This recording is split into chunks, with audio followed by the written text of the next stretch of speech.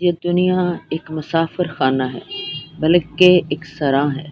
حضرت ابو بن ادم اللہ تعالیٰ کے صالحین بندوں میں سے ایک تھے۔ آپ کو اللہ کریم نے دنیا کی بادشاہت سے بھی نوازا ہوا تھا۔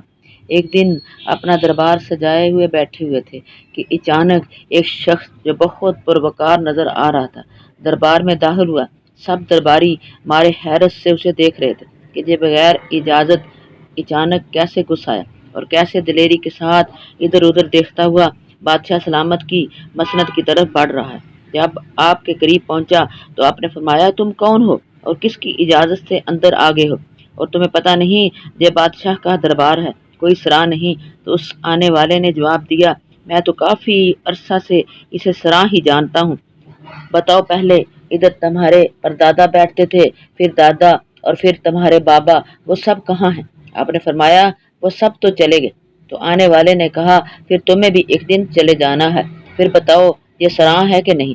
یہ جواب کہتے ہی وہ واپس ہو لیا، درباریوں میں سے نکلتا نکلتا غائب ہو گیا۔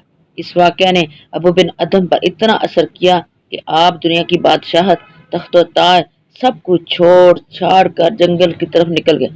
پھر ساری عمر اللہ کی عبادت، مجاہدے اور ریاضت میں گزار دی۔ اللہ کے مقبول بندوں میں آپ کا نام لکھا گیا۔ بے شک یہ دنیا ایک سراہ ہے، پل کی خبر نہیں کب کوچ کر جانا ہے۔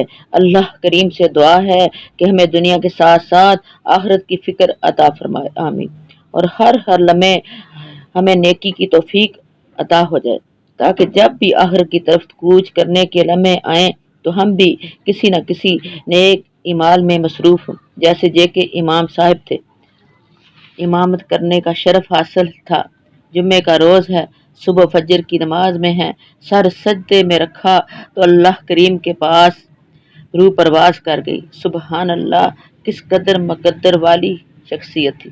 اللہ کریم انہیں کروٹ کروٹ جنت الفردوس کی خوشگوار ہوائیں اور نظارے عطا فرمائے، قیامت تک ان پر کرم ہی کرم فرمائے، آمین ثم آمین۔